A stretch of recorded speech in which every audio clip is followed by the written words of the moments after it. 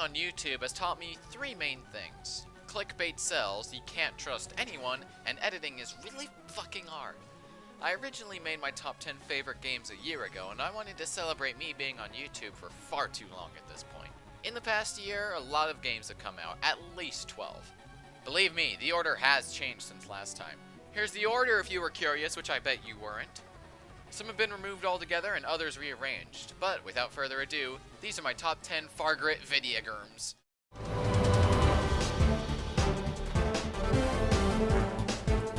I talk a lot about roguelikes on this list. Something about a randomly generated experience always appeals to me. Just the fact that even in some marginally different way, each time you load up the game will be different is such a cool idea to me. Roguelikes generally have a lot of replay value. You can rack up hundreds of hours without even noticing just because you can get so immersed in a game. But then you have games like Wizard of Legend that only take an hour to wrap you up in its design. It's always the pixel art style that gets me, isn't it? Wizard of Legend is a game that was released not 2 weeks ago and is already amazing. Gameplay revolves around gathering arcana and adventuring into the Chaos Trials. Let me just say, there are so many spells and combos that you can perform. I only have about 4 hours in the game, but if only 4 hours is enough to make it into this list, that should say leagues about the game. Best of all, it's available for the low price of $15. I don't personally know about you, but when I buy a game, I expect to get at least that many hours out of it. I'd say that I'll have a lot more than 15 hours in this next month, let me tell you.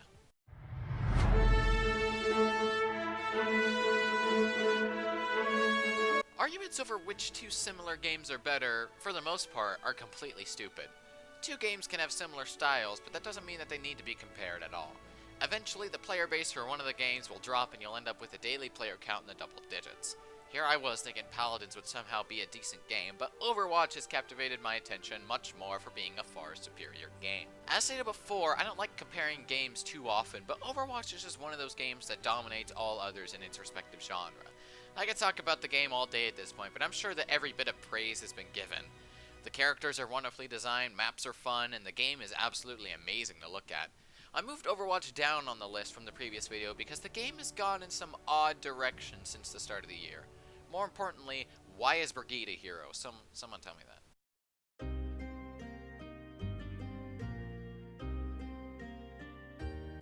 I mentioned before, but games like Wizard of Legend and The Binding of Isaac hold a special place in my heart simply because of my love for the roguelike genre.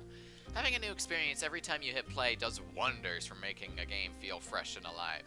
Unless you have a game like Dead Cells where everything is cold and depressing as hell. Oh boy, Motion Twin knows how to appeal to everyone, don't they? I could explain how Dead Cells works or how it functions as a game, but that would take far too long. If you look at the on-screen footage, you'll get a general idea of what you're getting into with this game. I mean, for crying out loud, you can even Spartan kick people into oblivion. That's what sells games, don't know if you've heard. Unlike The Binding of Isaac, progression is permanent. If you beat a really difficult boss, you'll get a rune that will forever change how you play the game on new runs. Plus, they're well immersed in meme culture. Points for trying, I suppose.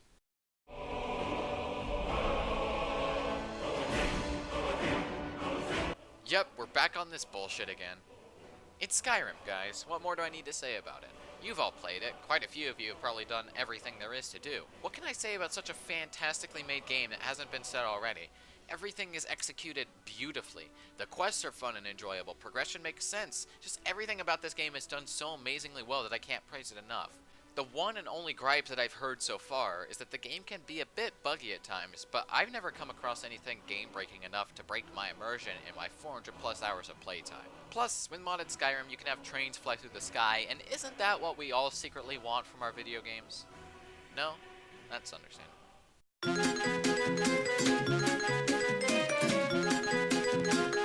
Graphics in video games normally aren't that big of a deal for me. If the game looks good, I'll probably enjoy it more, but I don't really care about it as long as the gameplay is good. So when you have games like Mass Effect Andromeda and the terrible, god-awful automated animation that they use, it breaks immersion so bad that even people like myself, who don't care about graphics, have their experience ruined. You look at games like Uncharted 4, which have amazing graphics. Me personally, I didn't really care that much. And then you have games like Cuphead, which has such an amazing attention to detail that it's actually one of the main things I enjoy about the game. With Cuphead, not only are you getting each frame hand-drawn and colored, but you're also getting the difficulty of similarly challenging games, like Kung Fu Panda 3. The bosses are creative in design, the game is difficult enough to make you want to break something, but rewarding enough that you want to go tell everyone about that one boss you just beat. Until you turn the game on expert mode. Like, what the fuck am I even supposed to be doing here? I can't see shit! Regardless, I wish Cuphead stayed on the game radar for longer. In any case, I'm glad the devs got the recognition they deserved, with Cuphead selling over 1 million copies. These guys had to remortgage their house to make this game. That's gotta be worth something.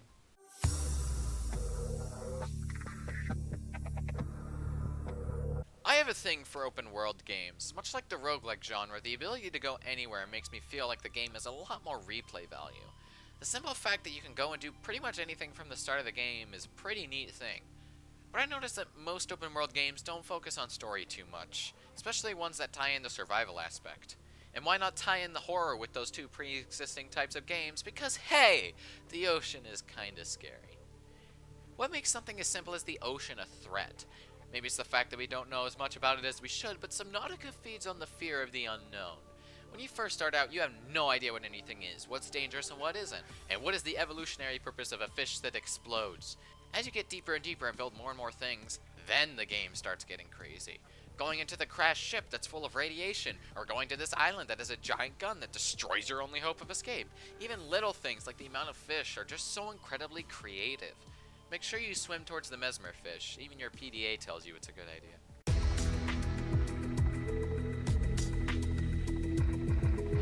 In the last list, there were a lot of shooter games. TF2, Overwatch, and Mass Effect 2 were all games that I had a decent amount of playtime in and enjoyed my time with. But even though I enjoyed my time with them, I don't think that really qualifies them for a top 10 list, especially with the massive upon massive amounts of games that I play. However, I do still enjoy some shooters, particularly ones that are extremely well crafted and delicately just kidding, it's Fortnite. When you get down to brass tacks, starting out in Fortnite is a very difficult time. Deviating from PUBG, I can come right out and say that when you first start out in this game, it is not fun. You will constantly die to things you don't even realize. How can this dude one-shot me with a shotgun even though I have full health? What do these crystals do? Regardless, there's a high skill cap to this game. Watching people like Ninja makes you realize how far you actually have to go. That's not to say that the game is insanely difficult. It can be learned and mastered just like any other game. But it takes a while. I mean, I'm writing this on June 1st, and I only just got my second ever solo win. Use 2 pump shotguns, guys. It helps out a lot more than you think.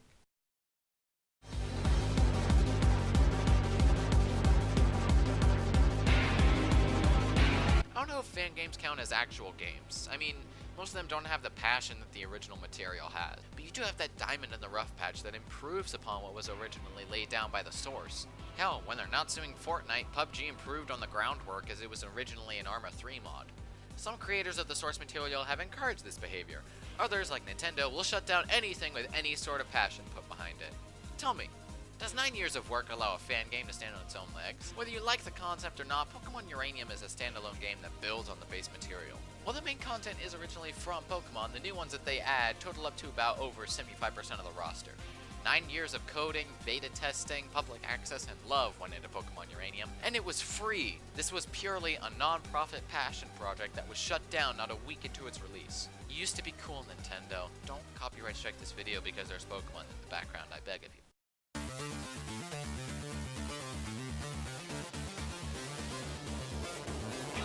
As a general rule of thumb, I suck horribly at video games. There are a few exceptions to be sure, but I'm really just kinda bad. Hey, video games are difficult. Don't make me go back to the Kung Fu Panda 3 example. That game was harder than Dark Spirit or whatever that game was called. Eventually, if I sink enough time into a game, I'll mainly just end up marginally better than I was before. Unless we're talking about fighting games, where I'm actually somewhat decent. This could either be a testament to my skill as a gamer, or how easy Dragon Ball FighterZ is to play, but I've only put 150 hours into the game, and I've made it to where I can go competitive. Helps that the art style is absolutely amazing and the super attacks are flashy as hell to look at. The character interactions and banter make it easy to tell that the developers were fans of the show and loved making interactions between every single variation of Goku. All 11 of them. Don't worry about the other characters, they hardly matter when you have every Goku possible.